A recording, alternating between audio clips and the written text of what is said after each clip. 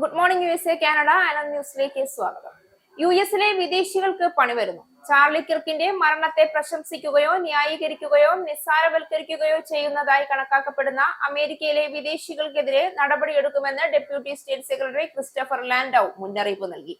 രണ്ടാം ട്രംപ് ഭരണകൂടത്തിന് കീഴിൽ US-ൽ സ്വതന്ത്രമായ അഭിപ്രായത്തിനും വിയോജിപ്പുള്ള വീക്ഷണങ്ങൾക്കും നേരെയുള്ള ആക്രമണാത്മകമായ അടിച്ചമർത്തലിന്റെ വിശാലമായ പശ്ചാത്തലത്തിലാണ് ഈ പ്രസ്താവന. അക്രമത്തെയും വിദ്വേഷത്തെയും മഹത്വപ്പെടുത്തുന്ന വിദേശികളെ നമ്മുടെ രാജ്യത്തേക്ക് സ്വാഗതം ചെയ്യുന്നില്ല എന്ന് ഡെപ്യൂട്ടി സ്റ്റേറ്റ് സെക്രട്ടറി ക്രിസ്റ്റഫർ ലാൻഡൌ എക്സിലെ ഒരു പോസ്റ്റിൽ എഴുതി. സോഷ്യൽ മീഡിയയിൽ കിർക്കിന്റെ മരണത്തെ പ്രശംസിക്കുകയോ ന്യായീകരിക്കുകയോ നിസ്സാരവൽക്കരിക്കുകയോ ചെയ്യുന്നവരായി കണക്കാക്കപ്പെടുന്നവർക്കെതിരെ ഉചിതമായ നടപടി സ്വീകരിക്കാൻ കോൺസുലാർ ഉദ്യോഗസ്ഥരോട് നിർദ്ദേശിച്ചിട്ടുണ്ട് എന്നും ക്രിസ്റ്റഫർ ലാൻഡൌ പറഞ്ഞു. അത്തരം കേസുകൾ തന്റെ ശ്രദ്ധയിൽപ്പെടുത്താൻ ലാൻഡൌ എക്സ് ഉപഭോക്താക്കളോട് ആവശ്യപ്പെട്ടു. ചാർലി കിർക്കിന്റെ കൊലപാതകി ഇന്നും കാണാമറയത്ത്. ചാർലി കിർക്കിനെ വെടിവെച്ചു കൊന്ന പ്രതി കൃത്യം നടത്തിയ ശേഷം രക്ഷപ്പെടുന്ന ദൃശ്യങ്ങൾ പുറത്തുവിട്ട് യൂട്ടായിലെ പൊതുസുരക്ഷാ വകുപ്പ്. ചാർലി കിർക്കിനെ വെടിവെച്ചു കൊന്ന പ്രതി വെടിയേറ്റ കെട്ടിടത്തിന്റെ മേൽക്കൂരയിലൂടെ ഓടുന്നതും താഴേക്ക് ചാടി ഒരു തെരുവ് മുറിച്ചു കടന്ന് ഒരു വനപ്രദേശത്തേക്ക് രക്ഷപ്പെടുന്നതുമടക്കം വീഡിയോ ഒരു വാർത്താ സമ്മേളനത്തിൽ യൂട്ടായിലെ പൊതുസുരക്ഷാ വകുപ്പ് മേധാവി ബ്യൂ മേസൺ പുറത്തുവിട്ടു. ആളെ തിരിച്ചറിയുന്നതിനും അറസ്റ്റ് ചെയ്യുന്നതിനും സഹായിക്കുന്ന വിവരങ്ങൾ നൽകുന്നവർക്ക് FBI $10,000 വരെ വാഗ്ദാനം ചെയ്തിട്ടുണ്ട്. ഒരു റൈഫിൾ വനമേഖലയിൽ നിന്നും കണ്ടെത്തി. കൊലയാളിയെ കണ്ടെത്തി വധശിക്ഷ നടപ്പിലാക്കുമെന്ന് യൂട്ടാ ഗവർണർ സ്പെൻസർ കോക്സ് പ്രതിജ്ഞയെടുത്തു. സംശയിക്കപ്പെടുന്നവരെ കുറിച്ചുള്ള ഏതൊരു വിവരവും പങ്കിടാൻ കോക്സ് പൊതുജനങ്ങളോട് അഭ്യർത്ഥിച്ചു. തൊപ്പിയും സൺഗ്ലാസും നീളൻ കൈയുള്ള കറുത്ത ഷർട്ടും ധരിച്ച ഒരാൾ മേൽക്കൂരയിലൂടെ ഓടി കെട്ടിടത്തിന്റെ അരികിൽ നിന്ന് കയറി നിലത്തേക്ക് വീഴുന്നത് അധികൃതർ പുതിയതായി പുറത്തുവിട്ട നിരീക്ഷണ വീഡിയോയിൽ കാണാം.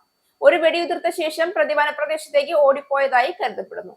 വെടിവെച്ചയാൾ ഓടിപ്പോയ വഴിയിലെ ഒരു വനപ്രദേശത്ത് നിന്ന് കണ്ടെത്തിയ ഒരു കൈപ്പത്തി അടയാളം, ഷൂ ഇംപ്രസർ, ഒരു ഹൈപ്പവർ വേട്ടയാടൽ റൈഫിൾ എന്നിവ ഉൾപ്പെടെയുള്ള സൂചനകൾ ലഭിച്ചതായി അന്വേഷകർ പറഞ്ഞു. പ്രകോപനം പിന്നാലെ സമാധാനമായിരിക്കാൻ ട്രംപിന്റെ ആഹ്വാനം. വീണ്ടും സമാധാന ആഹ്വാനവുമായി US പ്രസിഡന്റ് ഡൊണാൾഡ് ട്രംപ്. ഇത്തവണ അത് US-ലാണെന്ന് മാത്രം. അക്രമങ്ങൾക്ക് വഴിവെച്ചേക്കാവുന്ന പ്രകോപനപരമായ പ്രസംഗം നടത്തിയതും കൊലപാതകത്തിനു പിന്നിൽ തീവ്ര ഇടതുപക്ഷക്കാരാണെന്ന് പ്രഖ്യാപിച്ചതും ഇതേ ട്രംപാണ്. വലതുപക്ഷ പ്രവർത്തകൻ ചാർലി കിർക്കിന്റെ കൊലപാതകത്തോട് തന്റെ അനുയായികൾ സമാധാനപരമായി പ്രതികരിക്കണമെന്ന് ഡൊണാൾഡ് ട്രംപ് പറഞ്ഞു. കൊലപാതകത്തിന് തീവ്ര ഇടതുപക്ഷത്തെ കുറ്റപ്പെടുത്തി പ്രകോപനപരമായ പ്രസംഗം നടത്തിയതിന് ഒരു ദിവസത്തിനു ശേഷം തന്റെ അനുയായികൾ അക്രമത്തിലൂടെ പ്രതികരിക്കരുതെന്ന നിർദ്ദേശവും ട്രംപ് തന്നെ നടത്തി. കിർക്ക് അഹിംസയുടെ വക്താവായിരുന്നു എന്നും ആളുകൾ പ്രതികരിക്കുന്നത് കാണാൻ ഞാൻ ആഗ്രഹിക്കുന്നു എന്നും ട്രംപ് പറഞ്ഞിരുന്നു. മഞ്ഞുരുക്കി മോഡി ട്രംപ് കൂടിക്കാഴ്ച ഉടൻ. താരിഫ് ചുമത്തലിന്റെ ആഘാതത്തെ മറികടക്കാൻ ലക്ഷ്യമിട്ടുകൊണ്ടുള്ള ഇന്ത്യ-US വ്യാപാര ചർച്ചകൾ അടുത്തയാഴ്ച പുനരാരംഭിക്കും. പ്രധാനമന്ത്രി നരേന്ദ്രമോദിയും US പ്രസിഡന്റ് ഡൊണാൾഡ് ട്രംപും തമ്മിൽ സൗഹൃദ സന്ദേശങ്ങൾ കൈമാറിയതിനെ തുടർന്നാണ് പുരോഗതിയെന്ന് സർക്കാർ വൃത്തങ്ങളെ ഉദ്ധരിച്ച് ഇക്കണോമിക്സ് ടൈംസ് ആണ് റിപ്പോർട്ട് ചെയ്തത്. ചീഫ് ട്രേഡ് നെഗോഷിയർ രാജേഷ് അഗർവാളിന്റെ നേതൃത്വത്തിൽ ഇന്ത്യൻ സംഘം അടുത്തയാഴ്ച US സന്ദർശിച്ചേക്കുമെന്നും വാഷിംഗ്ടണിലായിരിക്കും ചർച്ചയ്ക്ക് വേദിയാവുക എന്നും റിപ്പോർട്ടുകളുണ്ട്.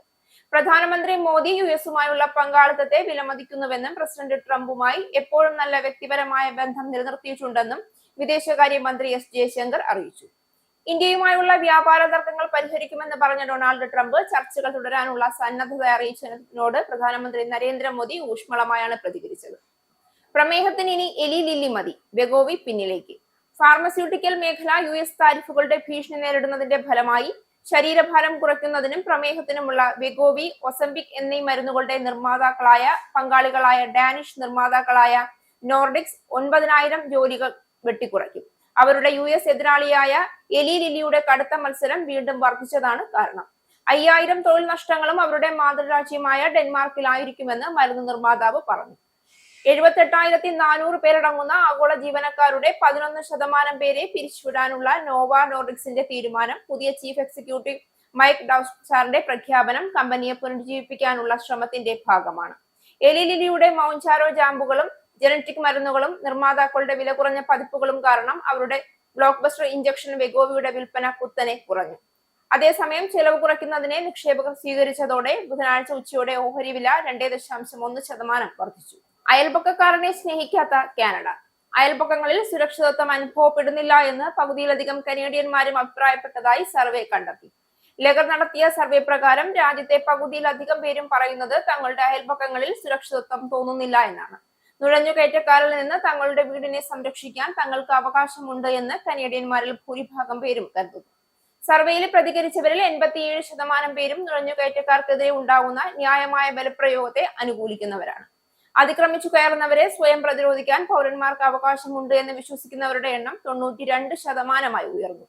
നീതിന്യായ വ്യവസ്ഥ തങ്ങളുടെ താൽപര്യങ്ങൾക്ക് വിരുദ്ധമായാണ് പ്രവർത്തിക്കുന്നതെന്നും പോളിൽ പങ്കെടുത്തവർ അഭിപ്രായപ്പെട്ടു. കാനഡയിൽ നീതിന്യായ വ്യവസ്ഥ അവരുടെ താൽപര്യങ്ങൾക്കായി പ്രവർത്തിക്കുന്നില്ല എന്ന് പകുതിയിലധികം പേർക്കും തോന്നുന്നുണ്ടെങ്കിൽ അത് ആരോഗ്യകരമായ ഒന്നായി കരുതാനാകില്ല എന്ന് ലെഗറിന്റെ എക്സിക്യൂട്ടീവ് വൈസ് പ്രസിഡന്റ് ആൻഡ്രൂ എൻസ് പറഞ്ഞു. പരിശുദ്ധ ബാവ തിരുമേനി ഡാലസിൽ.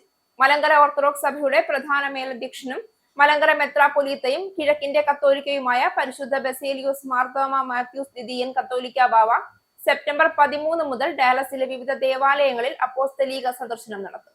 സെപ്റ്റംബർ 13 ശനിയാഴ്ച രാവിലെ ഇർവിൻ സെന്റ് ജോർജ് ഓർത്തഡോക്സ് പള്ളിയിൽ വിശുദ്ധ കുർബാന സമർപ്പിക്കും. വൈകിട്ട് മെക്കാനി സെന്റ് പോൾ ഇടവകയിൽ സന്ധ്യാ നമസ്കാരവും അനുഗ്രഹ പ്രഭാഷണവും ഉണ്ടായിരിക്കും. 14 ഞായറാഴ്ച രാവിലെ കരോൾട്ടൺ സെന്റ് മേരീസ് ഓർത്തഡോക്സ് ദേവാലയത്തിൽ വിശുദ്ധ കുർബാനയും ശ്രീബ പെരുന്നാളിന് പ്രത്യേക പ്രാർത്ഥനകളും നടത്തും.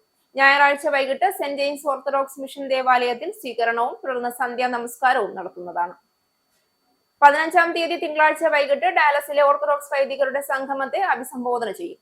16-ാം തീയതി വൈകിട്ട് ഡാളസ് സെന്റ് തോമസ് ഓർത്തഡോക്സ് ഇടവകയിൽ അപ്പോസ്തലിക സന്ദർശനവും നമസ്കാരവും ഉണ്ടായിരിക്കുന്നതാണ്. 17-ാം തീയതി ബുധനാഴ്ച രാവിലെ ഭദ്രാസനാസ്ഥാനമായ ഹൂസ്റ്റണിലേക്ക് യാത്ര തിരിക്കും. ഈ ന്യൂസ് ബുള്ളറ്റിൻ അവസാനിച്ചു. നന്ദി.